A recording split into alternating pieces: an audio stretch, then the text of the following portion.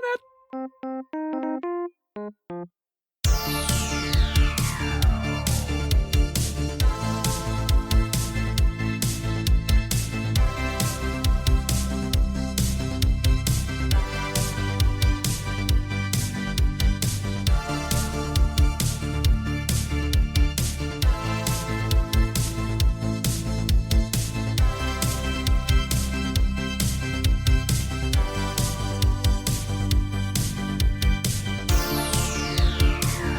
Hi, everyone. Welcome to Deep Space Pride, a gay Star Trek podcast. And we're here for a special episode of this podcast. I'm Johnson Lee, one of your co-hosts, and with me is Mike. Mike, how are you? Good, Johnson. How are you today? I'm doing good. So, Mike, do you know what day it is today? I do, actually. You? I do. Today is National Coming Out Day. It's October 11th. It is it's LGBTQ History Month. Yes, that's correct. It's History Month.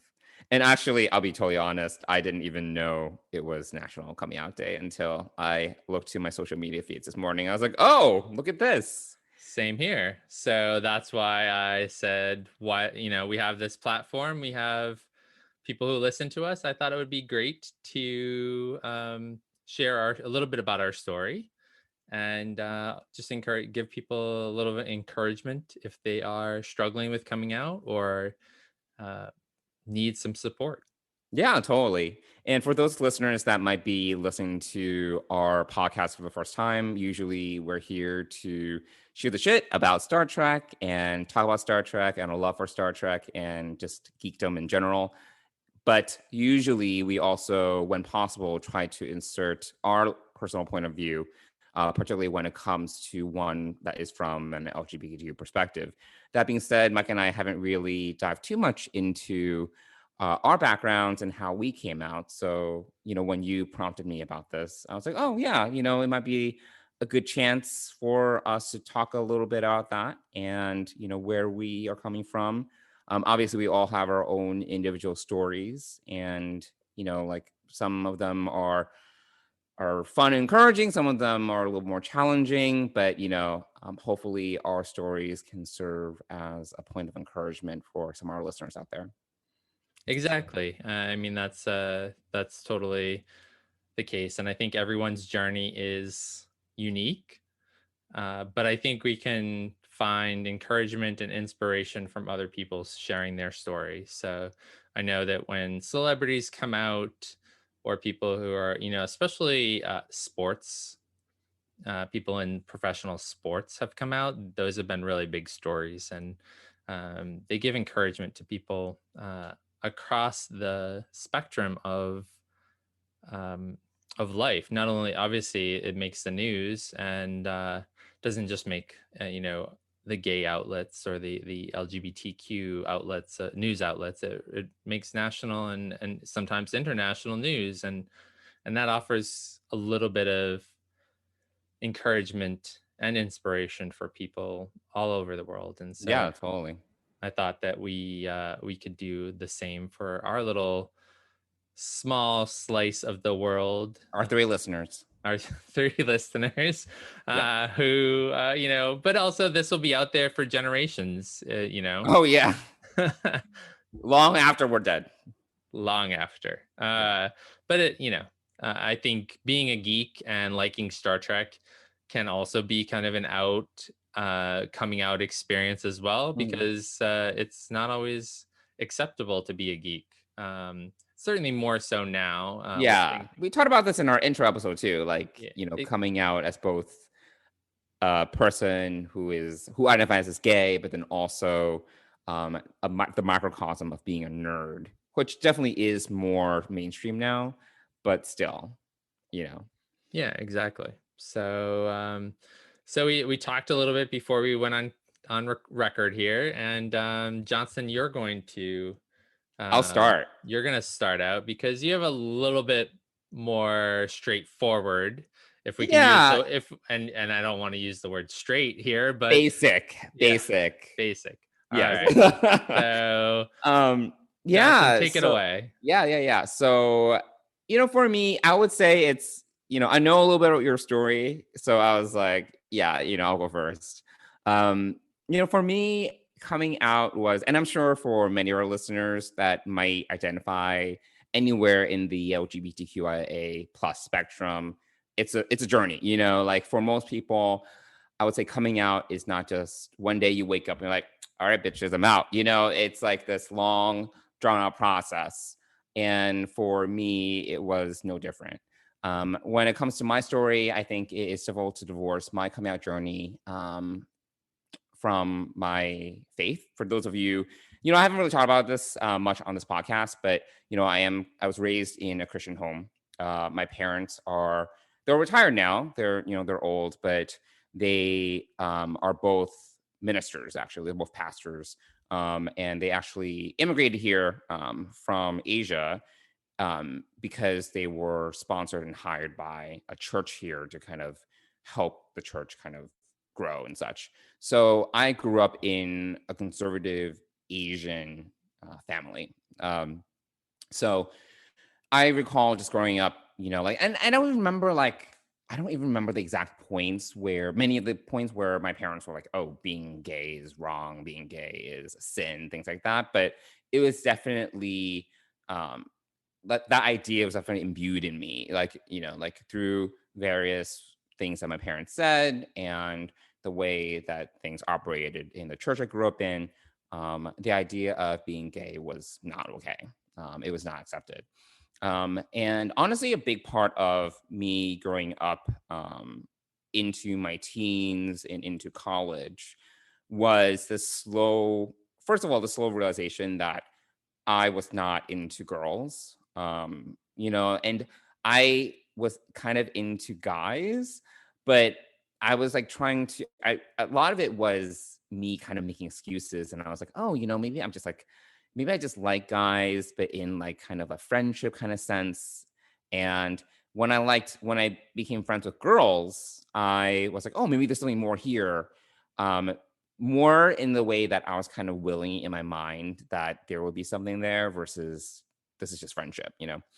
Um, so a big part of that chunk of my life was really coming out to myself in the sense of realizing who I was and essentially recognizing that I was not the same as most of the people around me. And it really wasn't until college, I would say, that I really was able to grasp. And I'm kind of a late bloomer in that sense, but it wasn't until college that I was able to kind of grasp, like, okay, I'm into guys. I'm gay.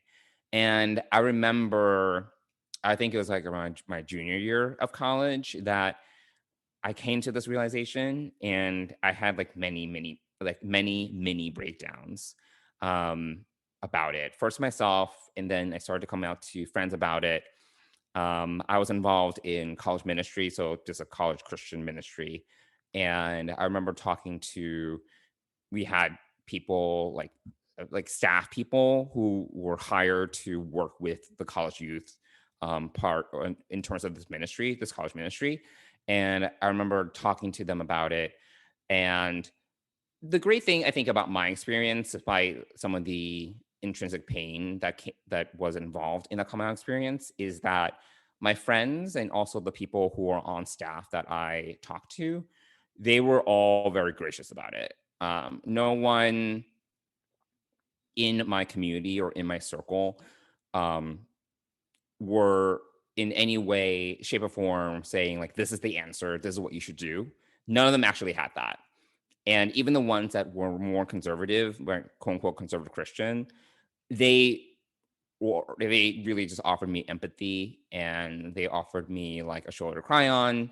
And they would say things like, I don't have all the answers for you, but I'm here for you. And honestly, that was really helpful. I think that is um that is a good example of, in my mind, what Christian culture should be like versus how it often is popularized now in America, where you have evangelical Christians kind of feeling like they have all the answers. And there was just a complete opposite of what Christian culture is like now. And for me, that was just tremendously helpful to know that these people, they may have opinions, they may have thoughts, but they also recognize that they don't have all the answers. And they were able to offer me that empathy that I think I really needed during that time. So I would say in my early years, it was really a matter of kind of just trying to figure things out.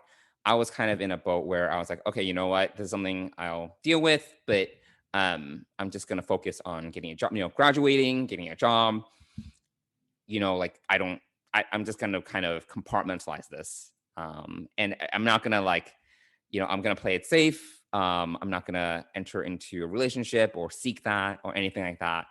I have other things to worry about. And I did, I had many other things to deal with. I didn't really know what I was going to do with my job, my career after graduating. So there were plenty of other things for me to kind of tackle. And honestly, I prioritized all those other things above and beyond the reconciliation of my own sexuality. And it honestly wasn't until my 30s that I really, I don't know if it was a mix of me kind of becoming, going to a place where my things were more stable in life. I was settled into my job, my career, and I was like, all right, now is a time for me to really start to figure this out. And it took me a while, again, I'm a late bloomer. So it took me a while to really start to prioritize that. And, I've been single this entire time. I'm still single. I've never been in a relationship. But at least it was a point where I was like, all right, I really need to start to think about this, address it. I'm still a person of faith. So a big part of it was kind of trying to reconcile my sexuality with my faith. Um, and through various connections, through various communities I was able to get in touch with, that was something like over many years that I was able to really tackle and figure out and get to a place where, I can say that I'm a person of faith. I can say that I'm gay, and I can be proud of both.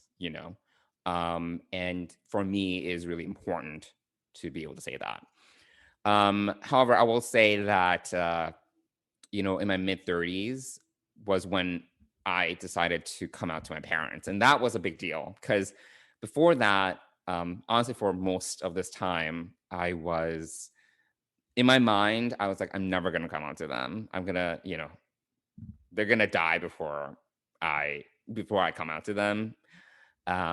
It's just going to be something they never find out. But as I started to make these connections with people who were in a kind of a similar boat as I was, I just started to realize that I was kind of just living a lie to them, through just omission. I wasn't honest with them. They would ask me about are there any girls you're interested in? And I would be like, no, there's no one. And I even dropped a few big hints, and they just didn't get it. They just never caught on. And eventually, I just got around to this place where I was like, you know what? I just have to say something. I have to tell them, because I feel like there is this impasse to how honest I can be about myself, because I'm not out to them. And it could have been something that I just carried on. It could have just been this lie through omission that I could have just continued without, I would say, a serious impact on relationship. But I just feel that there was just something in the way. It just didn't feel right. So I would say it was I believe it was 2015 or so. It was the Christmas of 2015. I was visiting them at home, and Christmas Eve, I remember I timed it very specifically. It was very strategic because my mom is kind of insomniac, and she's sometimes up at 2 a.m., 1 a.m. And I don't sleep until 3 a.m. So I was like, okay, I'm going to basically get her first, because my mom is a better listener to my dad, and my dad's older, so I didn't want him to have a heart attack or something. So I was like, okay, from a strategic standpoint, let me talk to my mom first. So I spoke to my mom about it. and took a while to kind of get it out. And she was genuinely surprised. She had no idea. And she was like, let me talk to your dad about this and we can have like a follow conversation. So then the next day, which is Christmas Day, we had a family meeting and they're ready to like bust out the Bible and tell me how I should be living my life. And okay, please don't do that. I don't need this right now. That's not what I'm asking you guys to do. I know what the Bible says. I really don't need that. And it was a hard conversation. My mom told me that it would have been easier for me to tell her that I was dying than for me to kind of tell her that, I'm gay. And my dad actually was less dramatic. My mom was very dramatic. My dad was basically like, we're glad you told us. It's a good thing. That being said, it's just really important that, you don't ever enter into a relationship. And they were both on the same page about that. And I did not agree or disagree. I kind of left it there. Tried to I tried to propose some alternative ways of thinking, but I don't think they were really having it. So I was like, okay, you know what? I'm not really going to, they have a lot of process right now. I'm not really going to try to pick a fight further with them. We don't need this back and forth. Um, and I think for me, that's still the final frontier when it comes to my coming out because I've come out to them. I've had to remind them that I'm gay a few times because sometimes a couple years after I came out, like there were still times when they were like, "Oh, what about this person?" I'm like, "No, wait, I'm gay." Remember? Like I would have to remind them. So yeah, like I think that I don't know if they'll ever accept me in that way or if they will ever embrace the idea that because they know, but they know that I'm gay, but I don't think they've really accepted it, or they definitely haven't embraced it. I don't know if that's ever going to happen.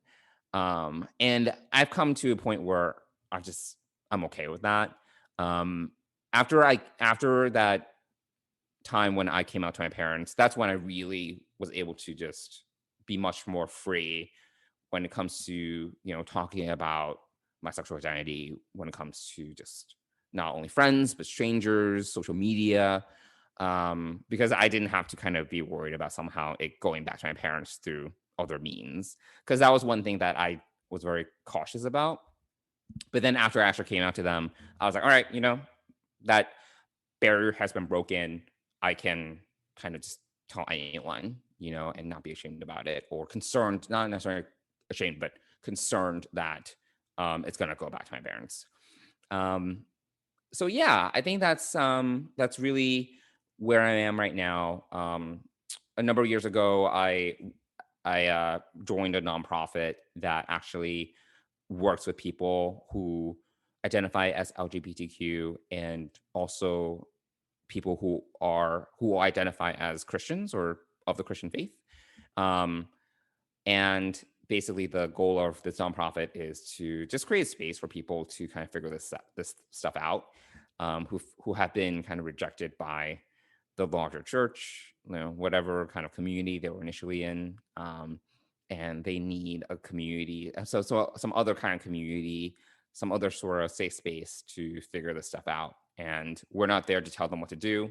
We're there for them to kind of just process, meet other people who are in a similar boat or have had similar experiences, and just figure things out, which is honestly I think what helped me back in the day, and honestly throughout my whole coming out process. And like people oftentimes feel that they're alone, and they oftentimes feel that they don't have access to a community. Even the age of social media, sometimes people can feel very isolated. um, and sometimes it's a matter of just marketing these resources that are available, or through word of mouth, through advertising, which is sometimes what we do, and making them just making them aware, that there are these resources for them out there. So that's what, this nonprofit does. It's just a kind of side gig that I'm involved in. Um, but yeah, my hope through that, and honestly for anyone listening, is that, no matter what kind of situation you're in, no matter what kind of environment you were brought in, brought up in, and no matter what kind of community you are part of or were part of, that there are these resources for you out there that are available for you to kind of use to process and figure things out. So anyway, yeah. So that is a long short of my common experience. Nothing too dramatic, nothing too traumatic. Uh, there are definitely ups and downs, but yeah. Now I'm in a place where now I'm part of a gay Star Trek podcast. So obviously I'm out there with who I am and proud of it. So yeah, that's my story. Great. Well, thanks for sharing all that. I think that that's really important. And obviously, we've talked a little bit about how faith has played a role in both of our lives. And for me, uh, growing up Catholic was a big part of my growing up, but Mhm. also of my staying in the closet for so long. Sure. So I'm trying to think where to begin with mine because it's you You could have a lot. There's a yeah, lot. there Yeah. is a lot.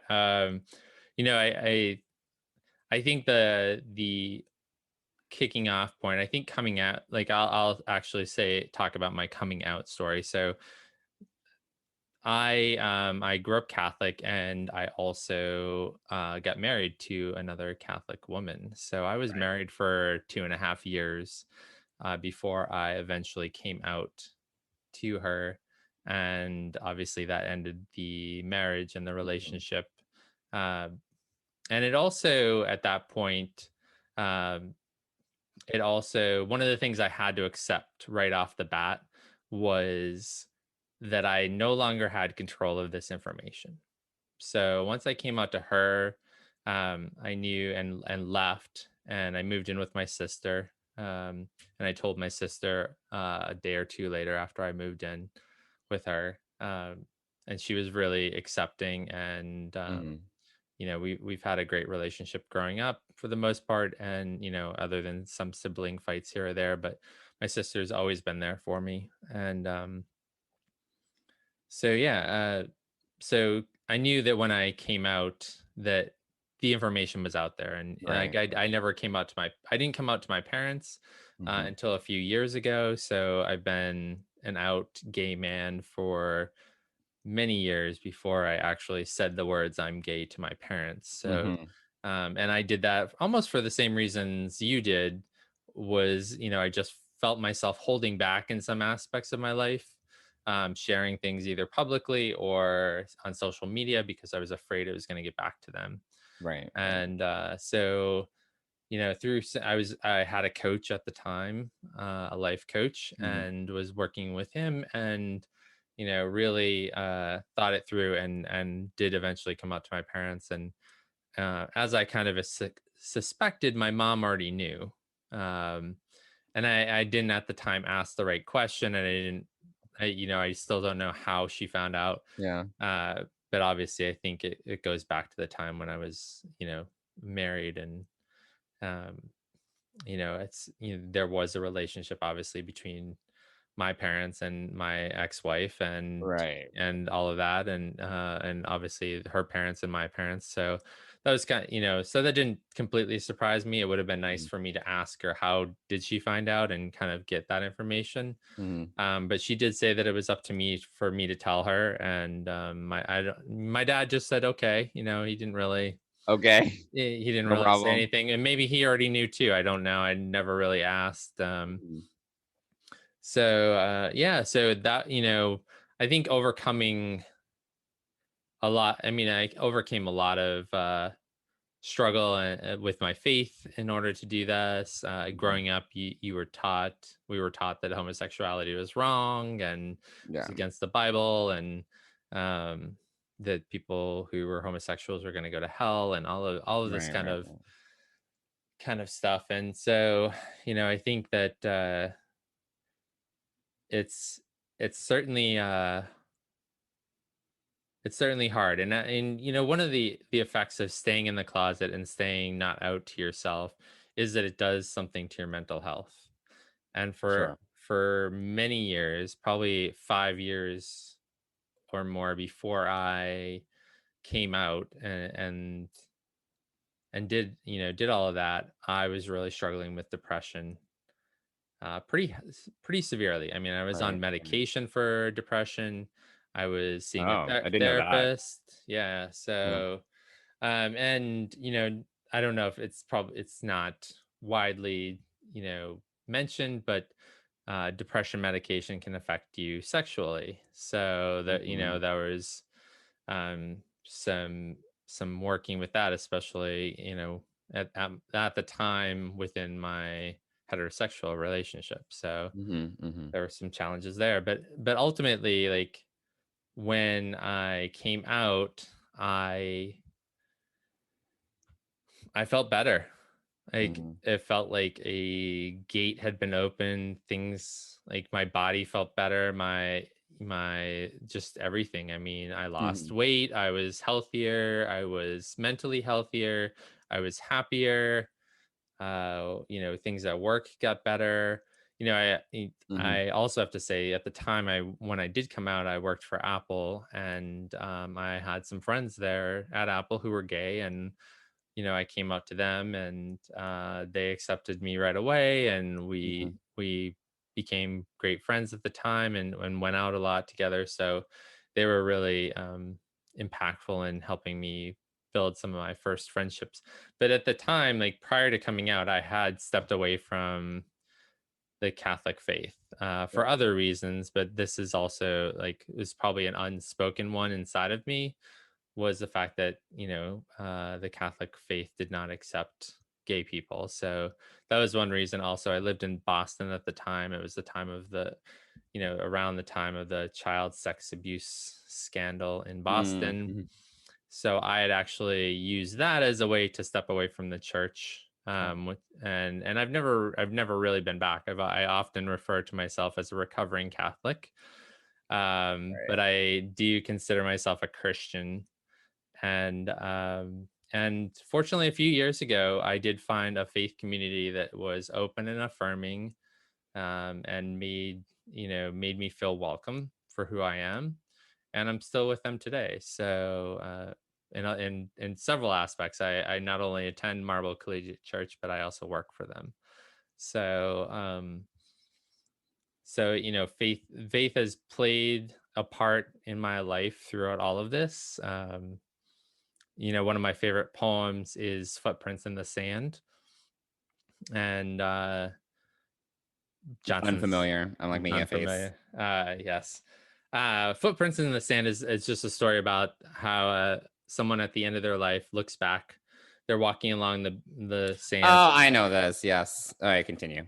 So they see scenes flashing up of their life as they're walking along the beach, and then they take a look backwards and they see that at certain times during their life, usually during the most troublesome and toughest periods of time, there's only one set of footprints in the sand. And so the person asks God, "Why would you leave me at those deepest, darkest times?" And the response God gives is that didn't leave you. I was actually carrying you during those times. And so spiritually, that means a lot to me. And Mhm. I certainly can look back in my life and see how, even though I left God and my life, it did come back.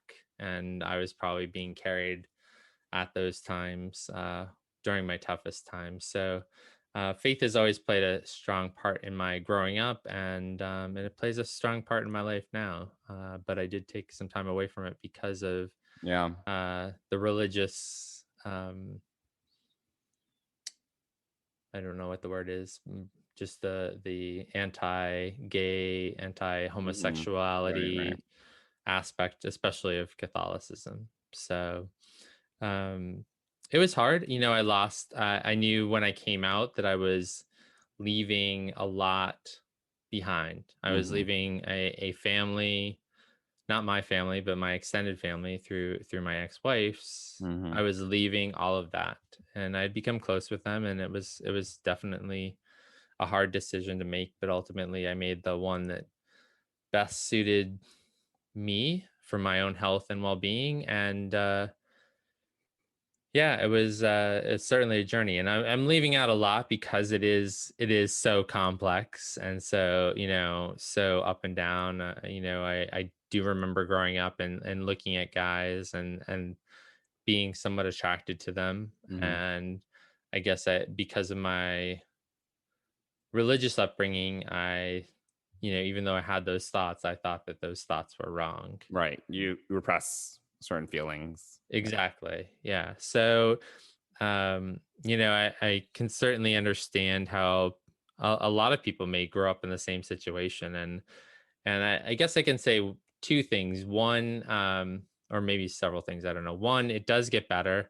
One, God doesn't leave you if you grew up as a person of faith, and you feel like God has left you for this part of your life because you are having feelings like this, or you uh, don't feel okay. I would say that God is still with you, and yeah, it does get better. It does, life Yeah. does get better. And finally, the first thing I would say is that you got to love yourself, Yes. and loving yourself, I think, is the first and best step to making your mind up about what your life is going to be about. And we've talked, we shared in our origin episode that that's part of the reason why I created this podcast with you, invited you to be part of this, is Mhm. because I wanted people to have a place to go where they could hear two gay guys, Mhm. two members of the LGBTQIA community, talking about Star Trek, but also talking about our lives. And I didn't really anticipate doing an episode like this, but I felt inspired, since we are well underway with our podcast, that I thought this Mhm. would be a good thing to put out there. And yeah, there's And a we discovered that it's National Coming Out Day today. So, yeah, so we are doing this on the fly, and we're going to release this mostly unedited. So it's just going to go out there. And, I think the best thing we can say is that if you need support, there's a lot of support out there. And no matter where you are, even if you feel like you're in this small community where no one is accepting, there are resources out there for you. Uh, there are. Lots. I mean, when I grew up, we didn't have the internet we did not. This is to kind not a of thing. find community and find a way to connect with other people. So, but fortunately, we're in a time now in the world where young people, old people, everyone has the resources of the internet, and they can find people to support them, to help them, and yeah, so one of those is the Trevor Project, which is probably Yeah. a great resource. And so I wanted to put out the information for that to our listeners. So just a little bit about the Trevor Project, and this is from their website, which you can find at thetrevorproject.org. Um, they were founded in 1998 by the creators of the Academy Award winning short film Trevor. The Trevor Project is the leading national organization providing crisis intervention and suicide prevention services to lesbian, gay, bisexual, transgender, queer, and questioning young people under 25. So if you are having trouble in your life and you feel like it's an impending crisis, or you just want to talk to someone, or if you're struggling with whether you should go on, whether your life is worth living anymore, I would definitely encourage you to give the Trevor Project a call. Their number is 866 488 7386, and we'll make sure that that's in the show notes and on our social media. But we want people to know that there is that out there, but there's also tons of resources and groups on Facebook There are, yeah. It's a lot. So there's a lot of resources out there for you, and to not despair. And if we can help you out in any way, you can reach us at through email at Hmm. deepspacepride@gmail.com. Or you can reach us through social media. We are on Twitter and Instagram, and our handle on both is simply Deep Space Pride. So yeah, Mike, as you were saying, like there are definitely a lot of resources out there. But if anyone wanted to chat with us about anything, we're definitely here to talk to you, to give you our thoughts, point you to resources, things like that. Um, would be more than happy to do that. So yeah. Absolutely. We're here for you, and we'll point you in the right direction of any resources that we can help you find. But definitely it's not worth you are worthwhile, you the listener, and whoever you are, wherever you are. And please reach out to us if we can help you out in any way. Come join us on our journey as we talk about Star Trek next time on our next episode. Happy National Coming Out Day. Yes. Bye, everyone. Bye.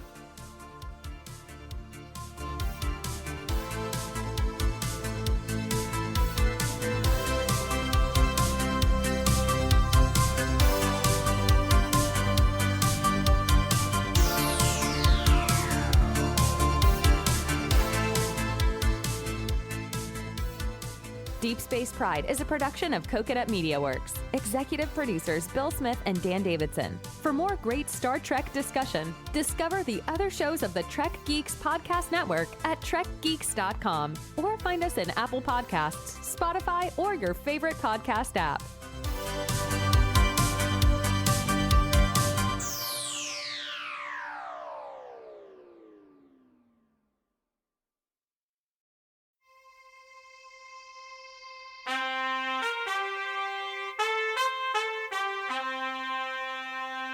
Coconut.